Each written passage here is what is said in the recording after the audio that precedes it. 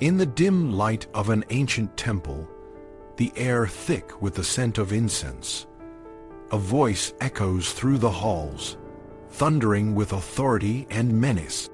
I will send forth my terror before you, and I will throw into panic all the people among whom you come. It pronounces, "This is not the voice of a gentle, loving deity, but of a God who is fierce, vengeful, and determined to cleanse the land of all who do not bow to his will." The words are chilling, and they set the tone for a narrative that is as complex as it is unsettling. The God of the Hebrew Bible, as revealed in the book of Exodus, is a figure of immense power and profound contradiction. He is a God who promises blessings and delivers plagues, who demands absolute loyalty and metes out brutal punishment. This video explores the nature of this deity, the moral dilemmas his actions raise, and the transformation he undergoes from a distant, almost abstract presence in Genesis to a wrathful, interventionist force in Exodus. The God of Genesis, the God of Abraham, Isaac, and Jacob, is a distant and enigmatic figure. He speaks to the patriarchs, makes promises, and occasionally performs miracles. But his presence is not overwhelming or immediate. The world he creates is one of order and possibility, a place where humans have the freedom to choose their paths. The God of Genesis is a God of potential, a God who sets the stage for humanity's journey but does not dominate it. His relationship with the patriarchs is marked by covenants and revelations, but there is no sense of a divine warrior preparing for battle. The patriarchs live among other peoples, and while there are conflicts, there is no divine mandate for the wholesale destruction of entire nations. This changes dramatically in the book of Exodus. The God who reveals himself on Mount Sinai is a different being altogether. He is a God of fire and smoke, a God who demands absolute obedience and promises catastrophic consequences for those who do not comply. The plagues he sends upon Egypt are not just acts of divine retribution, but also demonstrations of his power and authority. The Egyptians, who have enslaved the Israelites, are punished with a series of increasingly severe afflictions, culminating in the death of every firstborn male.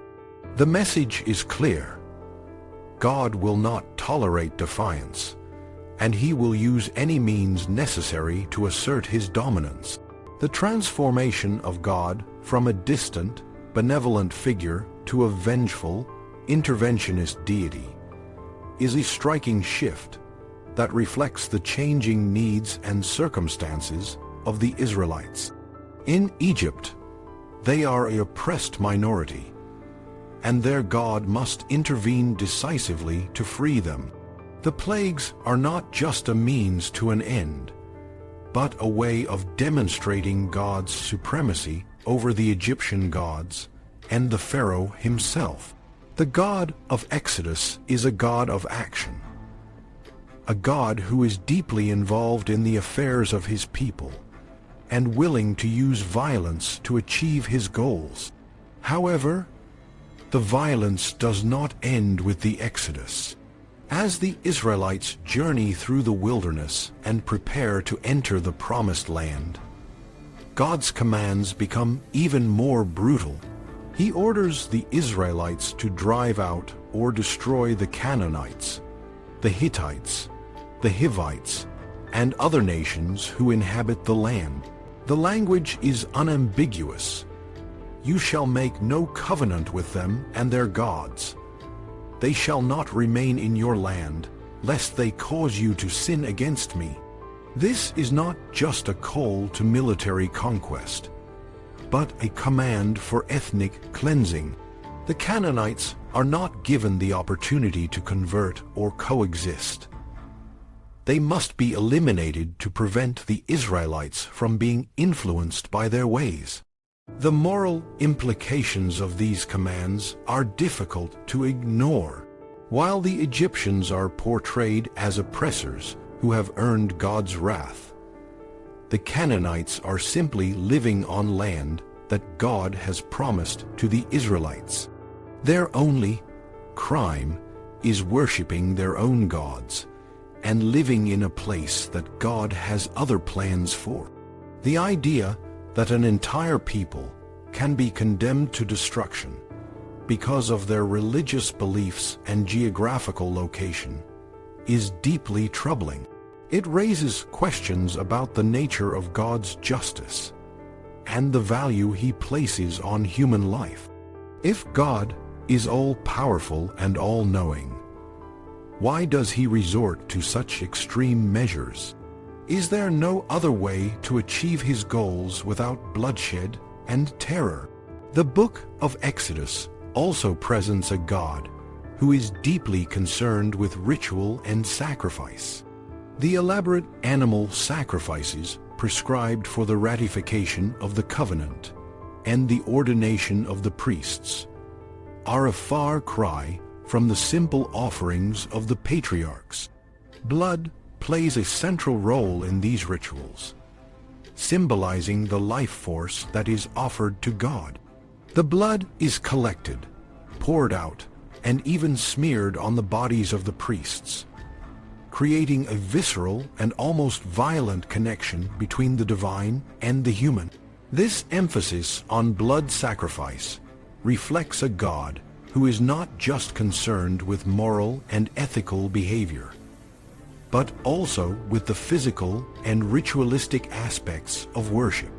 The bloodiness of these rituals is not just symbolic. It is also a reflection of the violence that permeates the narrative. When Moses descends from Mount Sinai and finds the Israelites worshiping the golden calf, his response is immediate and brutal. He orders the Levites to kill their own brothers, neighbors, and kin. And they do so without hesitation.